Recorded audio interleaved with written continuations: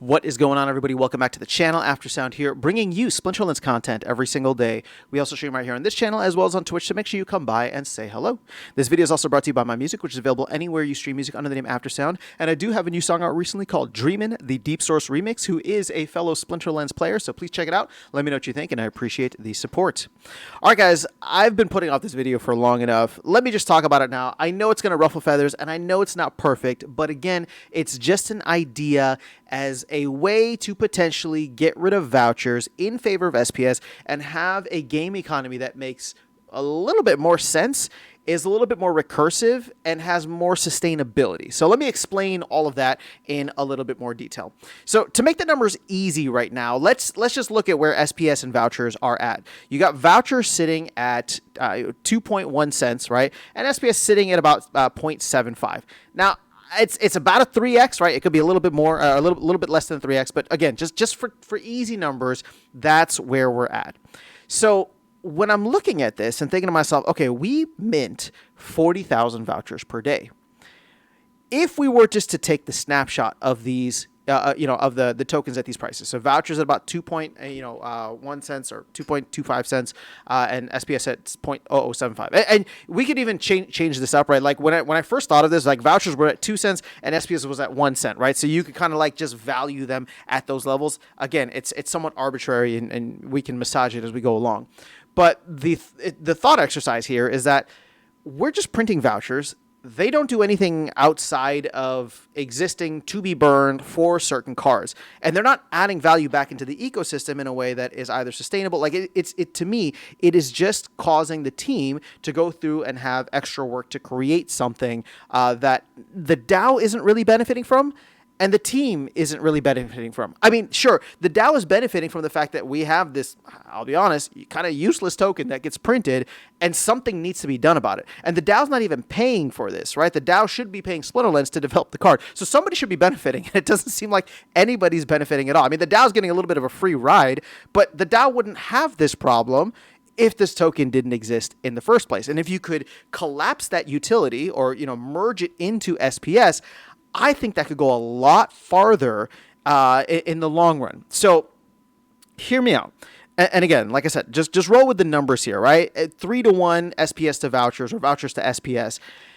If we were to remove vouchers, right, from the game, and instead, at this point in time, take this snapshot and replace them with SPS. Now, here is where I go into the kind of like long-term sustainability of this, right? So I did the math, and sorry, I'm doing this on a separate computer. Like 40,000 vouchers minted per day, right? Times 3, right? Because SPS is 1/3 of the price. So that's 120,000 SPS per day. Times 30 is 3.6 million. And then if I divide that by 1%, and I'm going to get into why in a second, but if I divide that by 1%, 0.01, that's 360 million SPS. Now, that's a lot of SPS, but keep in mind, we have a lot of SPS that is just sitting there currently and, waiting to be allocated, whether it was taken from the LPs, whether it was part of the initial distribution, or whatever the case is, right? We have SPS that is sitting there.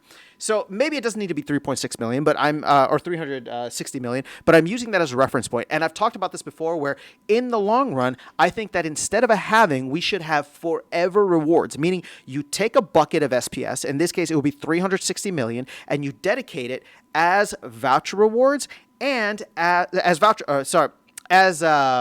node license rewards and SPS staking rewards. So hear me out on this. This would be paid on top of what is currently being given out for SPS licenses, right? SPS staking, as well as node licenses. So you are essentially replacing on a dollar for dollar value at this current moment in time, SPS for vouchers. Okay. So right now, for people who are worried about, how much, dollars am I getting? You will be getting more SPS, or you'll be getting the same amount of SPS in US dollar terms than vouchers. Now, that removes vouchers entirely from the equation, right? And what it does is if you take 1%, right, which is why I divided by 0.01, but if you take 1% of that pool, that 360 million, and all you do is you take 1% relative to the reduced amount every month, you will have SPS forever, right? I mean, yes, there will be a dwindling amount, but you will never hit zero, right? And the idea is that SPS increases over time. So even if you're taking 1% and that's less of the overall share, right? The following month, you'd be taking it from 356 million, right? 1% of that, and then 1% of 352 or whatever it is. You get my point, right? It's just constantly moving down. So you'd have those rewards in perpetuity, right? For forever in that sense. And then once the SPS staking rewards go away, and once the SPS node license rewards pools run out, which, those are on their own different tracks, but when they do run out, at least there is something there to keep going forever, right?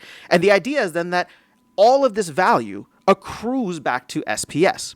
Now, the thing is, people are going to say, oh, well, we don't want to sell the voucher cards, right? The voucher promo cards for SPS. That doesn't make any sense, right? We've done that before. People don't buy it. And it's like, well, think about what is happening right now. The prices are arbitrarily set where the team comes out, they look at where the market is, they look at where the voucher prices is, and they say, the amount per BCX is this many vouchers, right?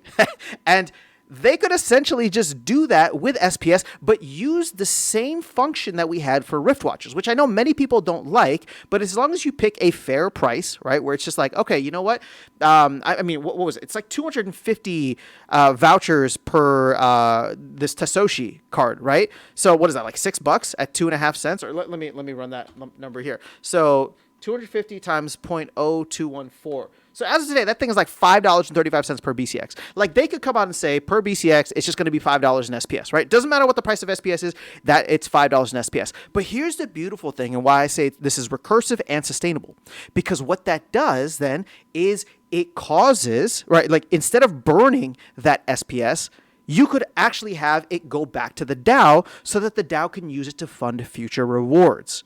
You get what I'm saying here? Or you could have it in a sense where it does get burned, or maybe a portion of it gets burned, right? So every time we go through this process, we're giving out SPS, and every time we have a new voucher card, which will be deemed like a new SPS promo card, that comes out. Half of it gets burned, half of that SPS that's spent on it gets burned, and the other half goes back to the DAO. Maybe even a portion of it starts to go to the team to start paying the team for this, right? So this is what I'm saying, where it becomes this self-sustaining loop where we really only need one token. We only need one currency. And again, I'm not trying to get rid of DEC. I understand the relationship between DEC and SPS, but vouchers to me still don't make any sense because they're just this extra thing that needs to be provided utility just in order to have a value that is completely arbitrary.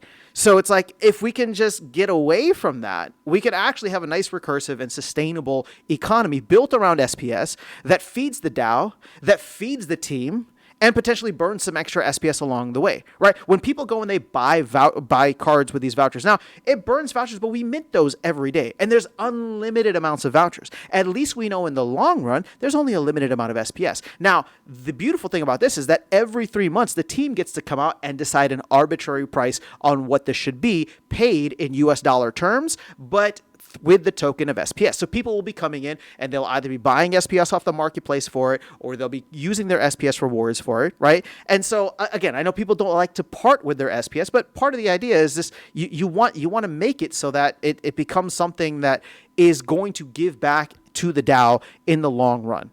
Or just burn more SPS. I mean, the other argument is that you could also just have it be charged with DEC and really have this built on the product, the stablecoin thing. But I like the idea of, if you're replacing the vouchers with SPS, then have it be SPS that goes into the rewards and have that feedback into the DAO if we need to, right? If we want to have the DAO to get some kind of income generation, so that it's not DEC, where it's just going to, reinflate the DEC supply and delay the flywheel, but actually have SPS, which is what the game gives out as its reward tokens. If we ever want to refill the pools in the future, maybe expand into new game modes or whatever it is, we want the DAO to have a constant supply of SPS in the long run, right? So I know I'm combining a lot of different ideas here, but I just wanted to share that with you guys. Again, I know it might be a little complex, and I should have done this a long time ago, but this is the idea that's been in my head for a while, and I'm just putting it out there so that you guys can absolutely rip it up in the comments and let me know a piece of your mind. So that's all I have for you guys. Let me know your thoughts in the comments. So I'll catch you all in the next one and see you around the game. Take care.